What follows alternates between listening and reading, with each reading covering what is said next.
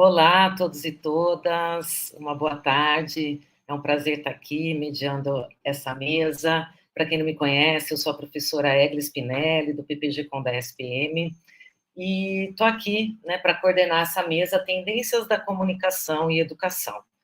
Então, como o nosso tempo é curto, eu já vou apresentar a primeira comunicação, primeiro trabalho, que vai ser o trabalho Memórias, Literacia Audiovisual e Memória, da professora Letícia Torres, Álvaro Americano e a Lorena.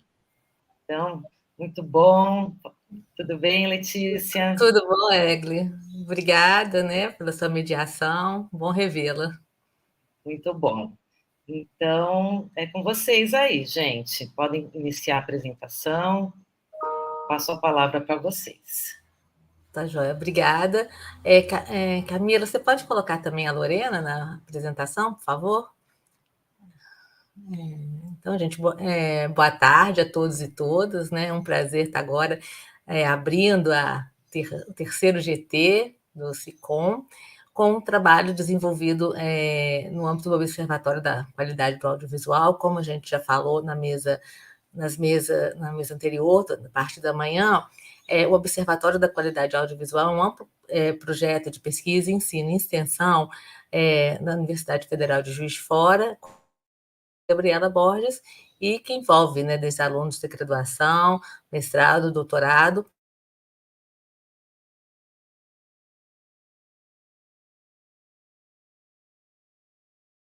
Da literacia midiática, né? Nesse trabalho, eu e a Lorena vamos apresentar chamado Memórias da Literacia Audiovisual. É o projeto, né, Literacia Audiovisual e Memória, foi criado pela gente no ano passado, com o seguinte objetivo. Você pode passar, Camila? Com o objetivo de associar, né, os campos da literacia midiática e da memória.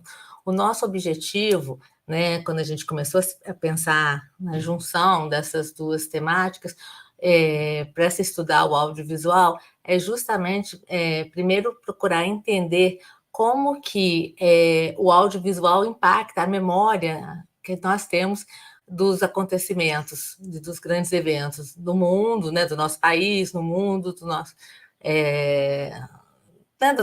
tempo. Afinal de contas, vários assuntos do mundo a gente só conhece o que aconteceu através de narrativas audiovisual, né? E também a gente tem, né, uma intuição, a gente acredita, né, que conhecer os aspectos da comunicação audiovisual, sua linguagem, a sua estética, quando a gente, né, cria ações de formação nesse campo, a gente também está contribuindo para aumentar a qualidade da memória que a gente tem sobre os eventos, uma vez que a gente vai assimilar, né, receber esse material audiovisual de forma mais crítica, né? Entre as atividades do projeto, a gente criou uma disciplina opcional na Faculdade de Comunicação Social. Já temos duas disciplinas opcionais lá na UFJF, do campo de literacia midiática, e essa é bem ligada ao audiovisual, né, tem o objetivo de unir audiovisual e memória. Mas a disciplina, ela tem um programa e a ementa semi-estruturados, ou seja, cada semestre que a gente oferecer, a gente pode escolher algum objeto para estudar, né? Algum objeto ou algum formato audiovisual. A Lorena, que faz parte, né, também do Observatório do Audiovisual, está desde o início do projeto, primeiro como aluna da disciplina, e depois ela continuou nos desdobramentos do projeto. Por isso que eu vou passar a palavra para ela, para dizer dessa primeira experiência que a gente escolheu trabalhar com documentários. Aí, Camila, você pode passar e a Lorena vai continuar a apresentação. Bom, boa tarde, pessoal. Falando um pouco da fundamentação teórica que a gente trabalhou nessa disciplina, como a Letícia disse, né, em 2023 a gente trabalhou bem focado na parte de história do Brasil, na nossa história política do nosso país. Então, a gente pré-selecionou, né, alguns documentários para que ele compreendesse desde um período entre a ascensão de Getúlio Vargas, que é um período assim bem anterior mesmo a parte dos nossos conhecimentos, né, de vivência e acompanhar ali na televisão, até um período bem recente, que foi a tentativa de golpe do 8 de janeiro de 2023, que no momento da disciplina ainda era algo bem fresco, bem recente, que a gente ainda tinha acompanhado ao vivo pela televisão, né? Então foi todo esse trabalho de ir construindo semana a semana, passo a passo, a partir dos documentários, essa visão mesmo da nossa democracia, da nossa história política do Brasil. E o objetivo geral, como a Letícia bem explicou, é a gente conhecer e explorar esse período histórico do Brasil, tendo esse apoio da linguagem audiovisual nos documentários, né? E trabalhando também a parte da literacia midiática à luz das dimensões da competência midiática de Ferrez e Pistelli, que são dois autores que propõem indicadores, né, para a gente trabalhar essa questão da competência midiática e também pautado em outras experiências que a gente vem desenvolvendo dentro do Observatório da Qualidade no Audiovisual. Pode passar, por favor. Falando de forma assim, bem breve, por conta do tempo, Ferrez e Pistelli, eles trazem, né, instrumentações mesmo, e eles dividem em 6 dimensões da competência midiática, que são processos de interação, tecnologia, estética, ideologia e valores, linguagem e processos de produção e difusão. Então, a cada novo documentário eram discutidos esse aspecto da memória, lembranças coletivas, mas também eram discutidos como esses pontos, essas dimensões apareciam, estavam presentes nos documentários. Pode passar, por favor. E falando um pouco sobre a fundamentação teórica específica da questão da memória e de documentário, né, a gente trabalhou com alguns estudos mais norteadores, que foram os estudos voltados para a parte de o que é documentário mesmo, então entender a composição do documentário, algumas definições, alguns conceitos-chave, e um pouco da questão da história e memória, como elas se relacionam. Pode passar, por favor. Falando um pouco de como as aulas eram desdobradas e como foi a questão da metodologia de ensino, a proposição dos trabalhos e atividades, nas primeiras 3 aulas, a gente focou muito em pontos teóricos e buscando trazer essa bagagem mesmo de conceitos e definições históricas. Então, explicando um pouco, né, no primeiro debate, sobre o audiovisual, a questão da realidade e verdade, que a gente tem alguns pontos contidos mesmo de ideologia do que às vezes é um documentário, que não pode ser um documentário. Então, essa primeira aula foi voltada para essa questão de como a realidade e a verdade são trabalhados, discutidos, explorados no audiovisual a partir do documentário. Na segunda aula, a gente trabalhou com questões básicas sobre a literacia midiática e o documentário, né? Então, essa questão dos indicadores de Ferrez e Pistelli, né? Como eles dividem essas 6 dimensões e como elas são presentes e podem ser exploradas, identificadas nos documentários.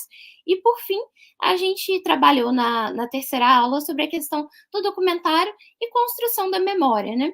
Tanto de fatos que, como eu disse, a gente acompanhou ao vivo na TV e vê depois em documentários, né? Como foi o 8 de janeiro de 2023, como alguns fatos mais antigos que a gente, às vezes, tem memórias mais espaçadas, mais curtas, ou a gente não chegou a viver aquela época, né?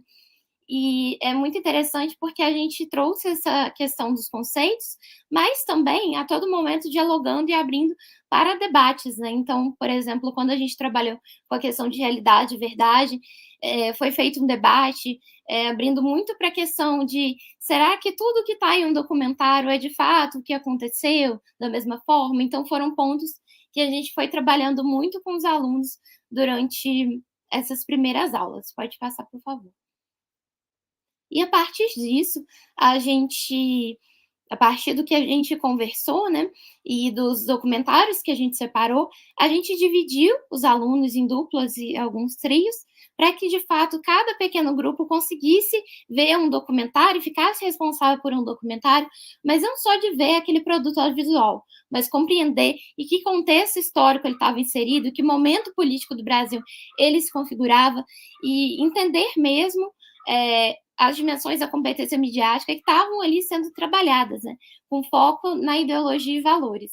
Então, no primeiro momento, essas duplas, elas fizeram um preenchimento de fichas sobre os documentários para trazer essa pré-organização, né, de data que o documentário foi produzido, como ele foi veiculado, se foi, por exemplo, no cinema, ou em TV aberta, ou em plataforma de streaming, como os mais recentes, quem foi o pessoal responsável, né, de quem era a direção do documentário, se ele contava com entrevistas, com depoimentos, enfim, para depois, na etapa seguinte dos seminários, esses pequenos grupos conseguirem apresentar, dialogando mesmo a parte da literacia midiática, memória e audiovisual, esses conceitos que a gente trabalhou de forma teórica, com o que foi apresentado no documentário. Então, os documentários eles não eram exibidos à íntegra, mas sim eles passavam trechos que os alunos identificavam esses momentos e traziam essas discussões à tona. E, por fim, foram produzidos artigos que eram análises teóricas mais curtas sobre esse trabalho desenvolvido, essa relação com a competência midiática. Aí pode passar, por favor.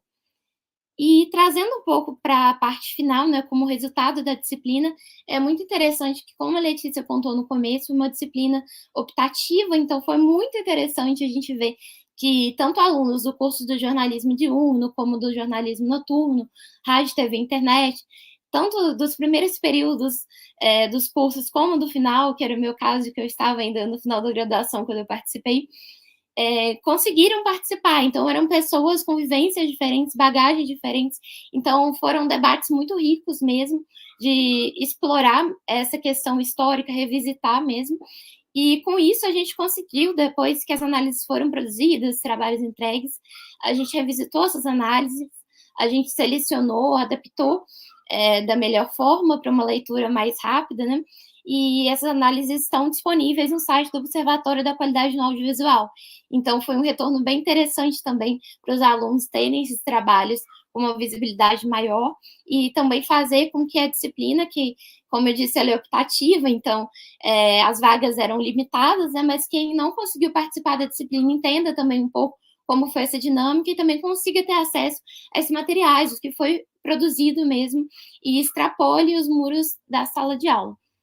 E outro desdobramento é a possibilidade de novos módulos da disciplina. Então, a partir desse módulo que a gente tratou da história do Brasil, na história política, através dos documentários, a gente tem, a partir da emenda semi-estruturada, a possibilidade de, em novos períodos, trazer para novos alunos também outros módulos que tragam outras conversas ligadas ao campo do audiovisual e também da literacia midiática.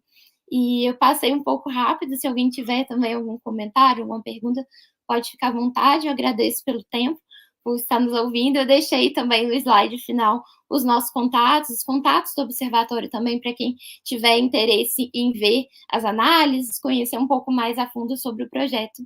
Muito obrigada.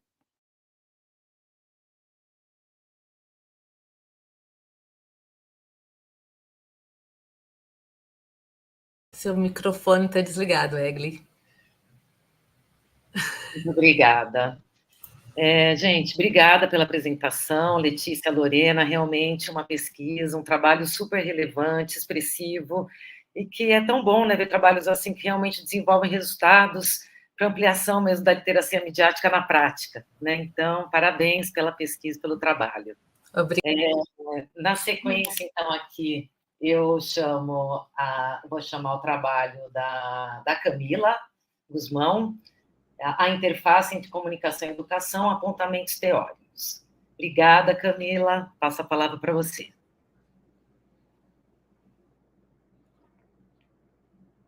Oi, gente. Boa tarde. Agradeço a presença de vocês aqui no nosso evento. Eu trouxe para vocês essa pesquisa, que faz parte de uma pesquisa maior, logo mais eu explico.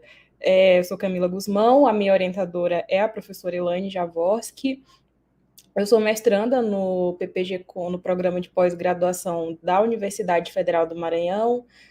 Todas as minhas pesquisas são financiadas pela FAPEMA, Agência de Financiamento do Estado do Maranhão. E eu também faço parte da rede Alfamed Jovem, que é um outro grupo aqui da Alfamed, né, que é uma rede bem grande.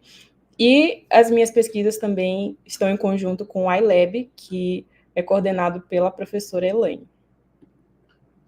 O objetivo do estudo que eu trouxe para apresentar para vocês é fazer essas discussões teóricas mesmo sobre a interface entre comunicação e educação, e essa necessidade, né, essas reflexões que eu vou trazer logo mais, elas surgiram da minha pesquisa de mestrado. Eu faço uma pesquisa sobre educação midiática para o combate à desinformação com estudantes do ensino médio aqui da minha cidade, que fica em Rondon do Pará, bem no interior do estado do Pará, é uma cidade que tem apenas uma escola de ensino médio, e eu já faço pesquisa nessa escola desde a minha graduação, então eu acabei levando essas pesquisas para o mestrado e estou desenvolvendo lá, né? Então, ou seja, desde a graduação eu tenho essa aproximação com estudantes, com a escola, com jovens,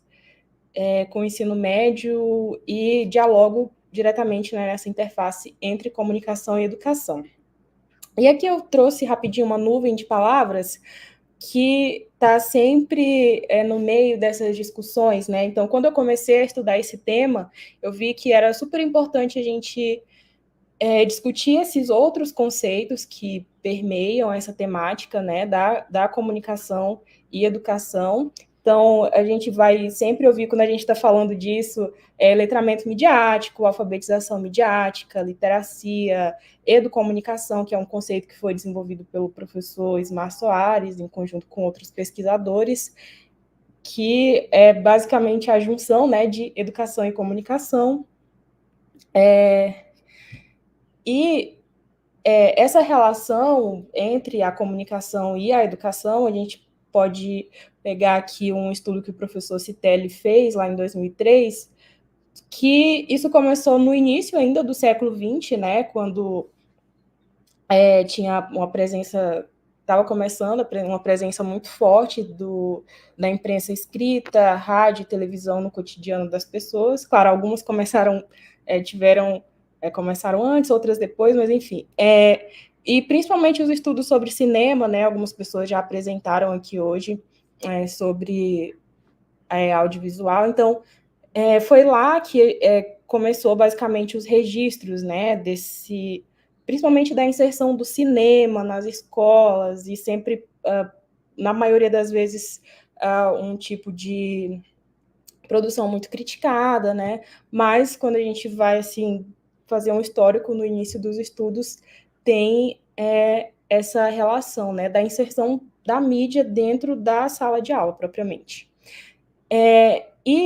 Eu me deparei recentemente com essa discussão aqui do Young, de 2007, e que eu fico sempre pensando sobre isso, né, porque eu já desenvolvo pesquisa há algum tempo, claro, para minha carreira acadêmica começou agora, né, mas desde a graduação, e que eu sempre, depois que eu li isso aqui, eu fiquei pensando que tem tudo a ver com o que eu já venho pensando, que é para que servem as escolas, né? Então, a gente sempre busca as escolas para fazer algum tipo de resolução dos problemas, para transformar a sociedade, né? Então,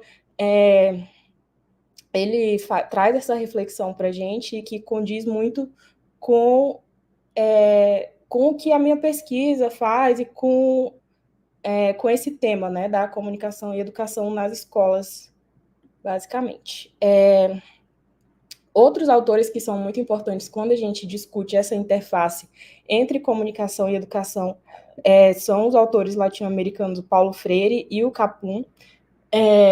Em uma entrevista recente que eu fiz com o professor Ismar Soares, que vai ser publicada, inclusive, está sendo produzido pela rede Alfamed Jovem, uma série de entrevistas, e ele falou assim, olha, um bom educomunicador, ele vai ser um leitor ou leitora assídua de Paulo Freire e Mário Capum, né, que são autores muito importantes, assim, fundamentais para as nossas pesquisas. E vou passar rapidinho só para não perder o tempo aqui. E aí tem essa reflexão que o Paulo Freire faz, que é a seguinte: a educação é comunicação, é diálogo, na medida em que não é transferência de saber, mas o encontro de sujeitos interlocutores que buscam a significação dos significados, né? E ele traz um conceito super importante para a gente discutir o diálogo propriamente, né, a comunicação enquanto diálogo, e como isso é importante no âmbito da educação. Tanto é que depois ele vai falar da educação bancária, né, que é aquela ideia de que o professor é a pessoa que sabe, que tem todo o conhecimento, e que o aluno vai apenas receber, ou seja, não tem um espaço para a participação do estudante, né?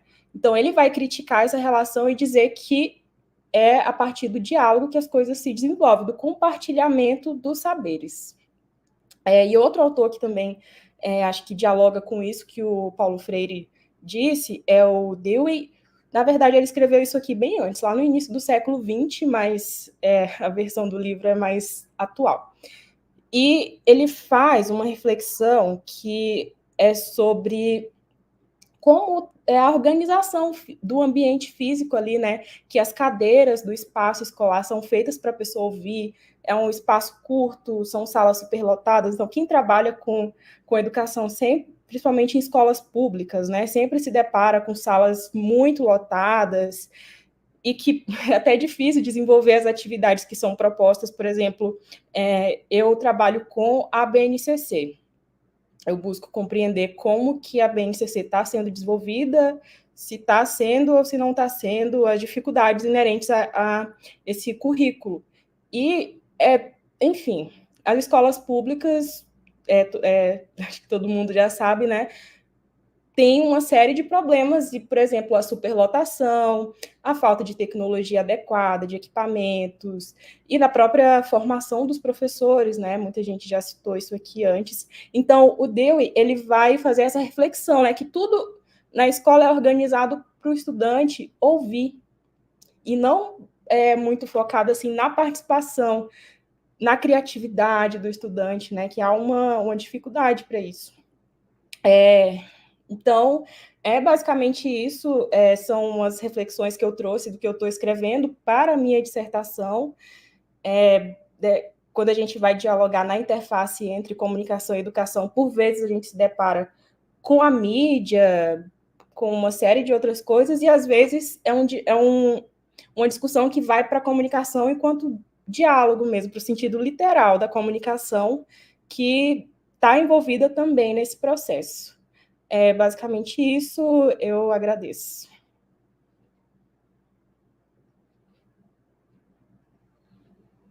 Obrigada, Camila.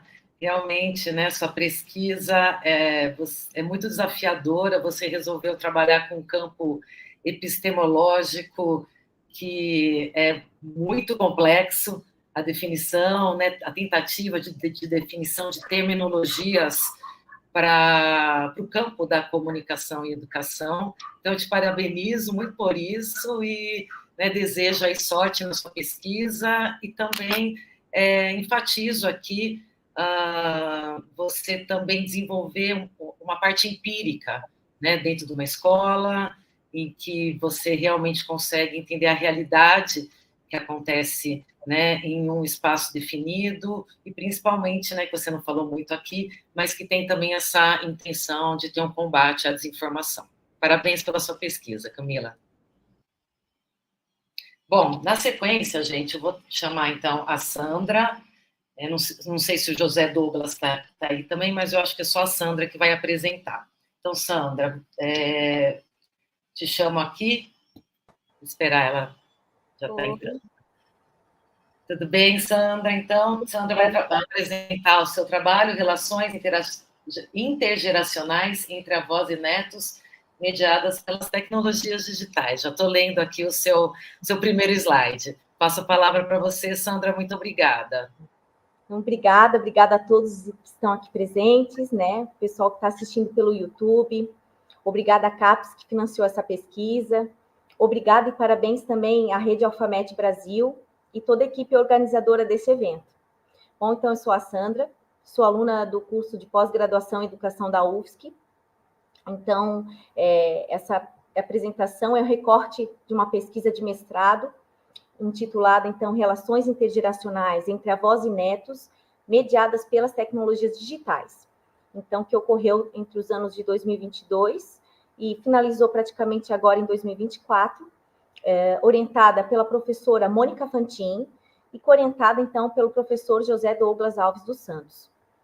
Bom, essa pesquisa, então, teve a participação de idosas, né, de um grupo, de uma associação, que é intitulado o nome ACREPS, que significa Associação de Crescimento Pessoal Semeadores do Saber, entre a idade de 71 a 84 anos, com 10 idosas, e nessa pesquisa, então, teve a participação dos seus netos. Então, próximo slide, por favor. Isso. Então, questiona-se, né, como ocorrem as relações intergeracionais mediadas pelas tecnologias digitais em um grupo de idosas de Florianópolis, né? Então, a partir dessa questão, desencadeou outras, né? Quais os usos das tecnologias entre os idosos? Quais os tipos de práticas intergeracionais são mediadas pelas tecnologias digitais? Qual a percepção sobre os usos das tecnologias digitais na relação entre avós e netos? Quais as potencialidades, então, das práticas mídia-educativas na promoção de encontros intergeracionais, na perspectiva da cidadania de idosos e crianças? Próximo, por favor. Então, com os objetivos, né? Analisar as relações intergeracionais mediadas pelas tecnologias digitais entre um grupo de idosas de Florianópolis. Então, conhecendo aspectos das relações intergeracionais da sociedade contemporânea, o papel desses usos das tecnologias nessa relação, identificando, então, usos, práticas culturais com as tecnologias digitais e atividades nesse grupo, né, que se chama CREPS, e construir interações e mediações entre um grupo de idosas e seus netos, através das tecnologias digitais com propostas artísticas e nessa perspectiva mídia educativa. Próximo. Bom, então, o referencial teórico metodológico no âmbito da mídia educação pautou-se, então, Infantin, Rivoltella, Martim Barbeiro, Bonilha, Preto e Buckingham. Partindo dos objetivos, então, verificou-se que esse grupo de idosos interferido usa as tecnologias no seu dia a dia, né, nos seus encontros semanais. Desde os aparelhos, né, projeção, computadores, internet, a comunicação das idosas, realmente com o uso das tecnologias digitais. Então, quando nós começamos a investigar, né, participar do grupo, a gente viu que elas produzem uma revista, que é intitulada com o nome O Comunicador, essa revista é bimestral. Então, essa revista, elas partilham, né, entre familiares e entre o grupo, ela é digital e impressa, e essa revista, então, dialoga com os pressupostos da mídia educação, né, contribuindo com experiências de produção de mídias, interação, diálogo entre diferentes práticas de cidadania e cultura, em que se insere nela, então, a busca de vivências, experiências, conhecimentos, toda essa participação que elas fazem externa, né, social, e contemplando, então, para um repertório cultural para essa revista. Próximo, por favor. Então, foi realizado, nesse grupo, com seus netos, 3 intervenções. Então, a primeira intervenção seria uma técnica de pintura, né, uma atividade artística mediada por um vídeo, esse vídeo é da rede social Instagram. A segunda intervenção seria um jogo por aplicativo celular, então um jogo gratuito, baixado entre o grupo. Então, nessas 2 intervenções, né, os usos, compartilhamento, compreensão da linguagem, tanto da rede social como do jogo, contribuiu nessa relação e participação com as tecnologias digitais, nessa relação entre as gerações, né, idosas com seus netos, né. E a terceira intervenção, então, fake news, educação, informação, reflexão e responsabilidade, então, a relação do grupo com as fake news está muito presente, principalmente pós-pandemia, durante a pandemia. Atualmente, os golpes, né, o crime, vamos dizer assim, é feito virtualmente. Então, esse trabalho foi muito importante com as avós e os netos, porque no sentido de desenvolver aspectos crítico, reflexivo, em que avós e netos possam desenvolver uma consciência, né, de responsabilidade e também reflexiva. Então, nessa intervenção, resultou, né, em práticas, na perspectiva mídia educativa, que poderiam reduzir, então, essa desinformação, manipulação midiática, formando pessoas mais esclarecidas dessas condutas nas relações entre acesso, reflexão, produção e compartilhamento dos conteúdos midiáticos. Próximo. Então, né, o pertencimento e participação das mídias na terceira idade são de fundamental importância, também para as relações com as gerações mais novas, que pode contribuir com uma participação social ativa, não excludente, onde idosos podem aprender a interagir com produções midiáticas e recursos tecnológicos digitais de maneira, então, dialógica, reflexiva, interativa. Então, assim, as atividades intergeracionais, nessa perspectiva da mídia educação, também pode modificar as relações entre as gerações, né, a partir dos usos, apropriações e pertencimentos tecnológicos. Bom, uma cidadania, né, que oportuniza aprendizagens significativas nessa perspectiva da mídia educação, também possibilita interações entre as diferentes gerações e suas mediações através dos usos das tecnologias digitais, favorecendo, então, vínculos de aprendizagem que contribuem para o repertório cultural, relações motivacionais, de afeto também, porque até o vínculo, né, familiar entre avó e neto nessa relação de aprendizagem foi muito qualitativo. Enfim, né, ao relacionar as mídias com múltiplas linguagens, em diferentes contextos, né, de aprendizagem em relação com as idosas, né, nos perguntamos, então, se era possível realizar um trabalho de mídia educação voltado à terceira idade e em grupos intergeracionais, nesse caso, avós e netos. E consideramos que, a partir das reflexões sobre aprendizagens, experiências construídas nessa pesquisa, tal possibilidade foi mais do que possível, né? Ela foi e é necessária. Próximo. Muito obrigada.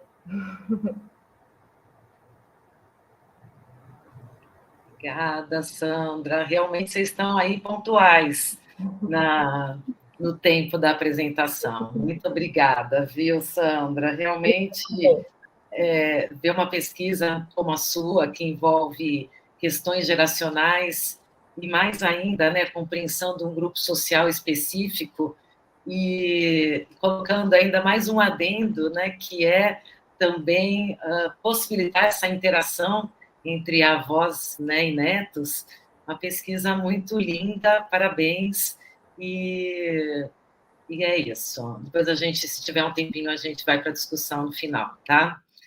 Obrigada. Bom, agora eu chamo, então,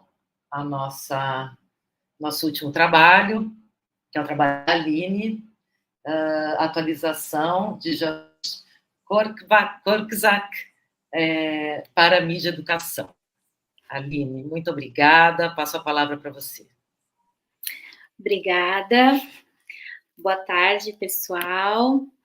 Bom, então eu vou hoje apresentar a minha pesquisa, que foi desenvolvida no mestrado, mas antes deixa eu me apresentar. Então, eu sou a Aline, sou pedagoga pela Universidade Federal de Santa Catarina. Recentemente defendi a minha dissertação, mestrado, então, em educação, na linha de educação e comunicação, e o título dessa pesquisa é Atualidade de Janusz Korczak, uma referência da mídia educação.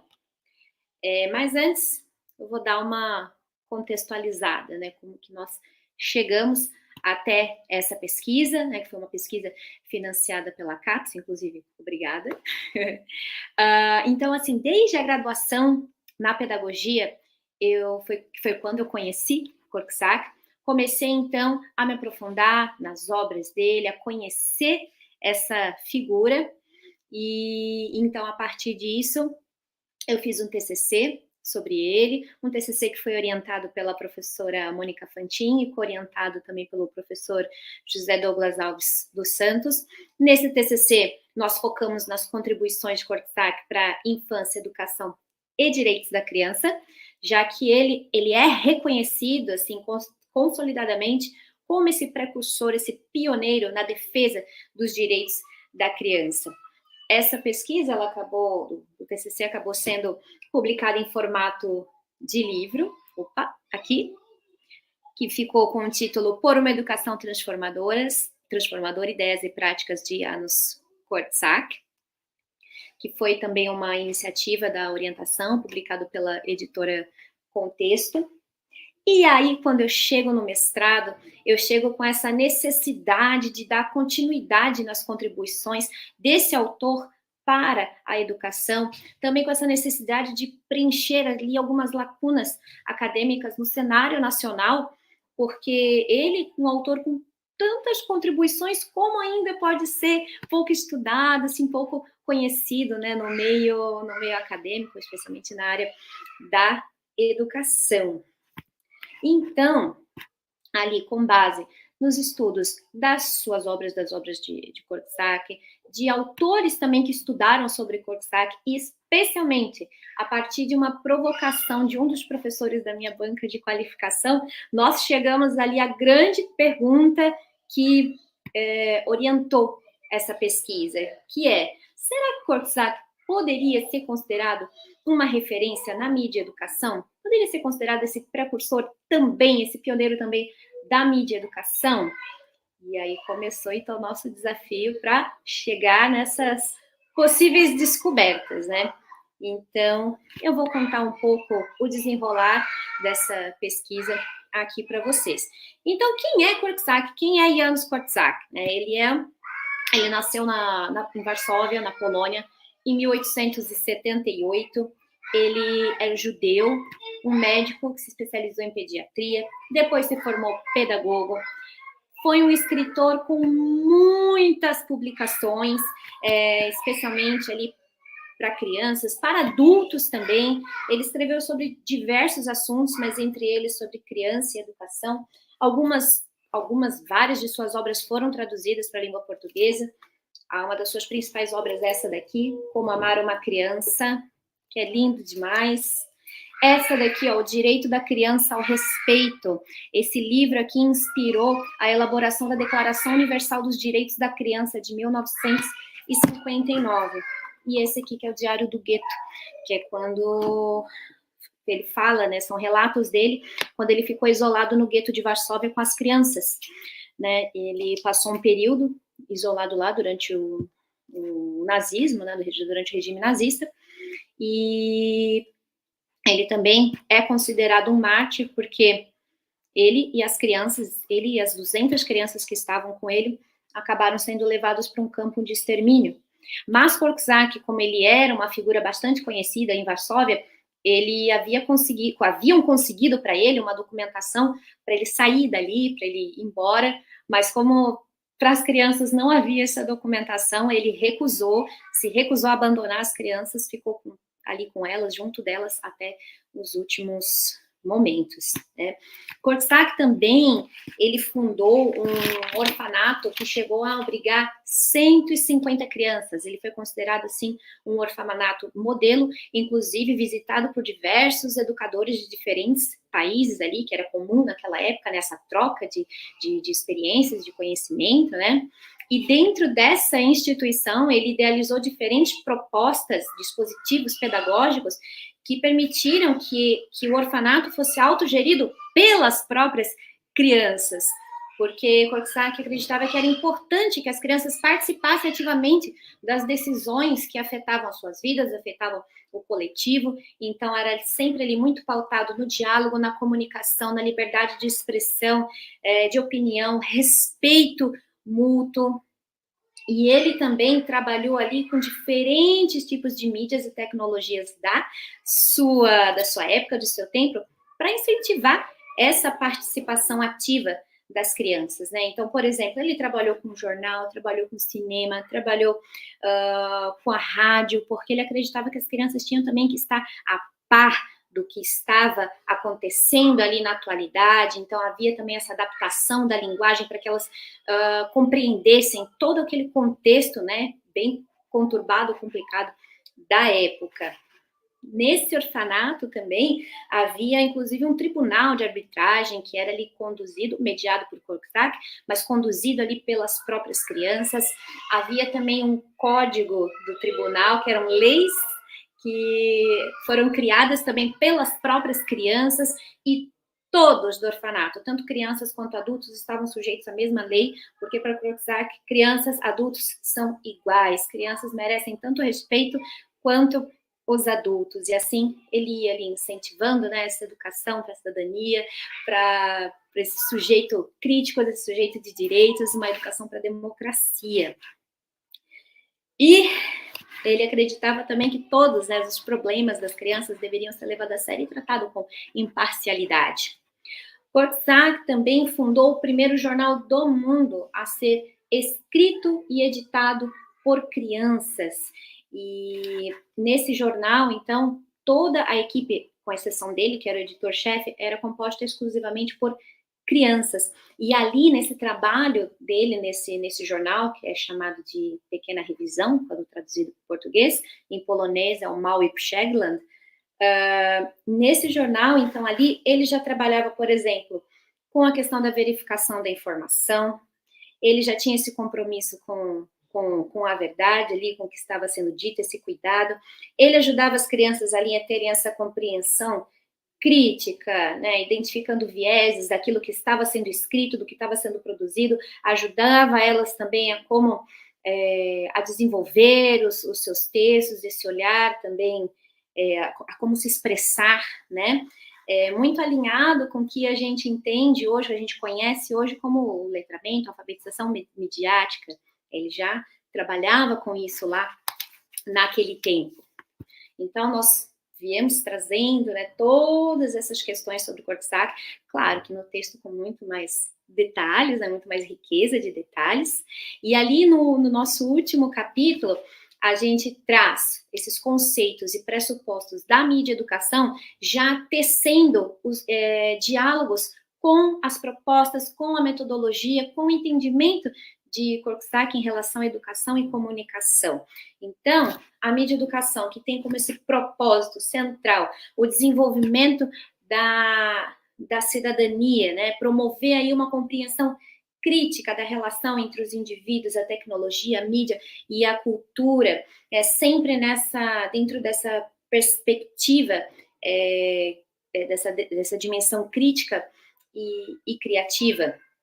Então, Korczak, ele já trabalhava com todas essas questões que a mídia educação vai trazer também, que é esse trabalhar com todas as mídias, né, o jornal, cinema, vídeos, filmes, enfim, pautado, né, respaldado dentro dessa dimensão crítica que ele já fazia lá em seu tempo com as crianças, mesmo que lá naquela época ainda não existia esse termo mídia educação, mas é possível, assim, identificar muito dessas características, dessa abordagem do que hoje a gente entende como mídia educação, ele já fazendo lá atrás.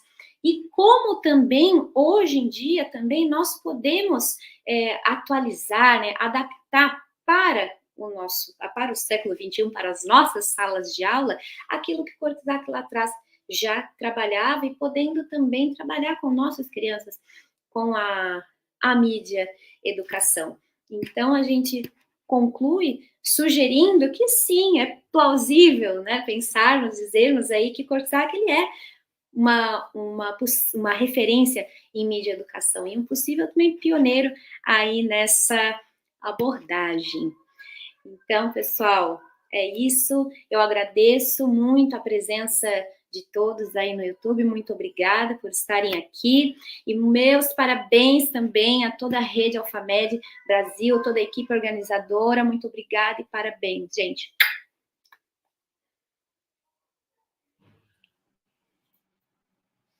Muito bom, Aline. Tão bom ver o seu entusiasmo como pesquisadora. Tão bom quando a gente trabalha com um autor que a gente se identifica e a gente vê também como a pesquisa científica ela é importante para os dias atuais. É assim que a gente resgata, muitas vezes, né, esses autores, pensadores, personalidades do passado. Muitas vezes a gente acha que a gente está fazendo aqui no presente coisas tão inovadoras, e eles já na década de 40, 1940, num momento histórico tão marcante, né, já... enfim, aplicava, né, a mídia à educação com ainda uma mídia analógica, e parabéns pela sua pesquisa, né, de trazer tudo isso para pensar também hoje o campo, né, da comunicação digital, da mídia digital. Então, parabenizo você, né, pela conclusão da sua pesquisa, né, que você conclui, e espero que você dê continuidade no seu doutorado, Aline. Sim, com certeza. Muito obrigada. É isso aí. Bom, gente, a gente tem um tempinho, eu não sei se a gente pode colocar todo mundo aqui juntos? Como é que a gente pode fazer, Camila? Se existe essa possibilidade. Eu acho que ela está colocando aqui, né? A Sandra, a Aline. Bom, gente, eu queria fazer um fechamento, então. Eu fiquei pensando aqui, né, numa discussão comum que poderia acontecer entre todas as pesquisas, para que vocês aí pudessem falar, que seja um minutinho, rapidamente, assim, porque, tirando a pesquisa da Aline, que é uma pesquisa que está mais num campo teórico, eu não sei se ela também foi a campo, né, fazer alguma pesquisa, acho que não, né? Ficou mais mesmo fazendo essa, que também é maravilhoso, né? Trazendo todo esse referencial aí, é uma fundamentação não só teórica como histórica do campo. Então, tirando você aqui, Aline, mas se você também quiser fazer alguma colocação, você fica à vontade. Uma coisa, né, gente, que eu acho que é bastante desafiador, além da gente conseguir construir uma fundamentação teórica, uma base conceitual para as nossas pesquisas, que realmente dialoguem com o nosso objeto empírico. Uma das questões aqui que envolvem a pesquisa é vocês, como pesquisadoras que têm que mediar um campo relacionado a um grupo social, né? Então, Camila trabalhando com ensino médio, Lorena trabalhando com ensino superior, Sandra trabalhando, né, com um grupo de pessoas, né, mais velhas, pessoas idosas. Então, eu queria que vocês falassem um pouco dos desafios de fazer essa mediação, porque o trabalho de vocês, querendo ou não, não é só um trabalho para falar a respeito, né, de educação midiática, mas também um trabalho que envolve a implementação de educação midiática, né? Então, eu gostaria que vocês falassem aí dos desafios que vocês mais sentem aí como mediadoras desse processo, tá? Então, Lorena, por favor, se você puder iniciar aí a fala, eu agradeço. Bom, falando um pouco dos desafios, né, a gente teve um primeiro desafio, que é de como a gente conseguiria montar uma disciplina optativa dentro da faculdade que conseguisse mobilizar os alunos de 2 cursos, né, que a gente tem dentro da graduação, aqui no FJF, o de rádio, TV e internet, de jornalismo. Então, já teve esse primeiro desafio, né, de como fazer um modelo de trabalho que fosse interessante e abrangente para esses 2 cursos, 2 currículos diferentes, e também que fosse uma disciplina optativa que conseguisse cativar, né, porque a gente já tem toda uma carga dentro da graduação de disciplinas obrigatórias, né, então que fosse uma disciplina optativa, que fosse um formato que cativasse também a participação, que principalmente não fosse algo expositivo somente, mas que fizesse de fato essa participação das pessoas para pensarem não só coisas que elas estavam vendo na televisão, que estavam acontecendo no momento, mas pensar um passado também, essa questão da memória, coisas que elas lembram de avós, pais terem contado, terem visto documentários sobre, então foi esse desafio. E foi bem interessante que no final, além do que a gente mostrou, né, na apresentação das análises, alguns alunos levaram essas análises para outros eventos, trabalhos científicos, expandiram de alguma forma também essa análise. Então, foi bem interessante esse contato, né, e esse retorno dos alunos de expandirem essas pesquisas também. Obrigada, Lorena. E você, Camila? Então, né, a lista de desafios é bem grande, assim, porque tanto para mim, quanto pesquisadora, que estou começando ainda, quanto para esse contexto geral, né, assim, da educação pública no Brasil, e da educação de modo geral, porque a gente tem acompanhado muitas mudanças no currículo, né, inclusive agora está sendo discutido o ensino médio, o novo ensino médio, está retirando, tá? Então, sempre estão discutindo o currículo. Então, a BNCC, por exemplo, do ensino médio, é de 2017. Daí as escolas tiveram até 2022, se eu não me engano, para implementar. Então, tipo assim, temos esse currículo, coloquem em prática. E é bem, eu acho, assim, pelo menos aqui no meu campo de pesquisa, que é pequeno comparado ao Brasil inteiro, tem uma dificuldade grande para isso ser implementado, né? Tanto pela formação quanto pela infraestrutura oferecida para os profissionais, para os professores, os gestores e para os estudantes, né? O dia a dia na escola também é um desafio, porque a gente está lidando com jovens e a gente sabe, nem sempre eles se interessam pelo conteúdo, então é um desafio buscar o que é interessante para eles, né? Então, o que eles estão discutindo, entender ali o cotidiano e os assuntos que eles se interessam. Então, eu percebi muito isso na minha pesquisa, que ainda não terminei a minha pesquisa de campo, mas estou em vias de terminar, mas eu já fiz, acho que, 10 encontros lá na escola. Eu peguei um horário de uma professora e ela me cedeu esse horário, né? A gente tem uma relação muito boa entre a universidade e a escola, e eu discuti vários assuntos: jornalismo de qualidade, desinformação, joguinhos para o combate à desinformação, que a gente já tinha desenvolvido em outro âmbito, assim, e eu fui percebendo que algumas coisas eles se interessam muito e outras zero. Então, é importante, né, entender isso. E esse desafio também de como combater a desinformação, né? A gente, na academia, está discutindo muito isso. Acho que ninguém tem uma fórmula pronta, porque se já tivesse, já teriam aplicado, né? Mas é um desafio muito grande. De repente, a minha pesquisa, às vezes, é até pretensiosa demais, né? De achar que eu vou resolver todo esse problema. Não, mas a partir dessas pesquisas e de muitos anos, né, de investimento em pesquisa, que as coisas vão caminhando, né? Mas, enfim, é um desafio muito, muito grande, e que não é só a educação midiática, o letramento, a literacia, enfim, que vai resolver, né? Tem que andar em conjunto com outras ações, com políticas públicas. E quando a gente vai falar de educação, tem outros problemas muito graves também. E é isso, de repente, com a regulamentação das plataformas. Então, uma série de questões que precisam andar em conjunto. Isso aí. Muito obrigada, Camila, e parabéns mais uma vez, né, pela sua pesquisa. Sandra, passo a palavra para você falar um pouquinho como é que foi estar ali com, né, os avós, os netos, e mais do que o desafio também, né, o que você acha que sua pesquisa agregou ali, né, com esse grupo social específico. Ah, não, com certeza, essa relação dessa pesquisa, esse número crescente de idosos, né, está se ampliando no mundo inteiro.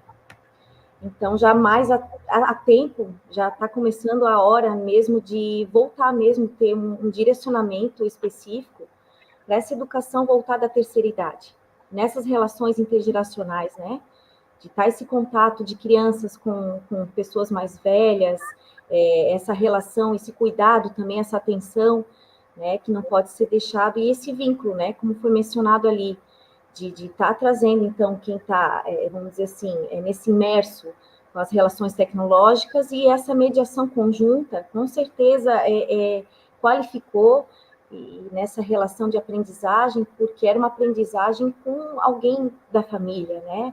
Alguém que tem também uma relação com esse idoso. E a questão ali que a Camila comentou de estar no espaço escolar, isso é bem interessante, porque no meu contexto, então, foi fora do espaço escolar, então eu tinha que organizar os horários dos alunos, né, que aí fora da escola, e das avós, de acordo com esse grupo que pudesse participar.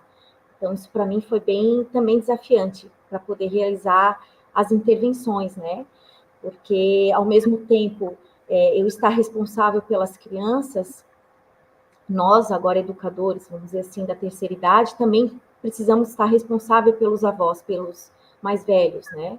Então, essa relação também, para mim, foi desafiante. E eu digo que essa importância dessa pesquisa, como todas aqui apresentadas, né, essa relação, né, de um uso qualificado das tecnologias, consciente, reflexivo, uma educação não só tecnológica, do passo a passo, do saber como usar dentro do espaço formal ou informal as mídias, mas sim um aspecto reflexivo, consciente, né, porque hoje, atualmente, o que vem acontecendo, tanto em aspectos de relacionamento com o outro, ou a questão, como eu falei, da fake news, né, de roubos, golpes, desinformação, é passado em relação às mídias e tecnologias. Então, hoje a escola ou os espaços não formais, né, de educação, precisam estar atentos e incluindo essa participação das mídias e tecnologias. Obrigada, Sandra. Bom, Aline, você gostaria de falar alguma coisa sobre isso? Só para dar um parecer final, e temos 1 minutinho. Olha, sinceramente, acho que elas já colocaram tudo, estou de acordo, mas é isso, importante também conhecer esse grupo, as necessidades, as especificidades, né? Acredito que são grandes os desafios, né, para quem vai, assim, para a pesquisa a campo. Estou pensando, inclusive, né, no meu doutorado, quem sabe já ir para pesquisação também, então tenho bastante o que aprender com vocês. Obrigada. Com certeza. Obrigada, Aline. Eu acho que, assim, dentro nessa área, né, comunicação e educação, não só comunicação e educação, mas também, né, essa proposição, entendimento de competências midiáticas e digitais também, que envolvem o campo, envolvem os trabalhos da rede Alfamed. Então, é muito bom, né, ouvi-la, saber, né, que essas pesquisas aí dialogam de alguma forma e têm preocupações semelhantes. Realmente a gente sabe, né, que hoje a mídia perpassa, né, nossa vida 24 horas por dia, a gente acorda com o celular na mão e vai dormir com o celular na mão, né, nunca existiu uma urgência tão grande para a gente compreender realmente, né, gente, o que a mídia está fazendo com nossas crianças, com os jovens, com os adultos e os mais velhos, né, olhar para esses grupos geracionais, grupos sociais com determinadas particularidades, como a Camila falou, não dá para abraçar o mundo, mas pesquisa é assim mesmo, nada como olhar, né, para o micro e conseguir ali detectar algumas coisas que possam aí, enfim, né, também propor políticas públicas e mudanças para esses processos aí que atingem, né, enfim, vários âmbitos, né, da nossa sociedade. Então, desde a desinformação, né, da enfraquecimento de processos democráticos, exclusão e violência, né, discursos de ódio. Então, nada como também a gente está desenvolvendo pesquisas para o combate e para a melhoria, né? Eu acho que a gente está aqui sempre fazendo pesquisa, buscando mesmo, de alguma forma, né, melhorar aí nossas ações e a gente, né, como cidadãos dentro aí da sociedade. Então, muito obrigada, gente, tá? E tudo de bom para vocês, e uma boa tarde, e obrigada para quem nos acompanhou até agora. Até mais.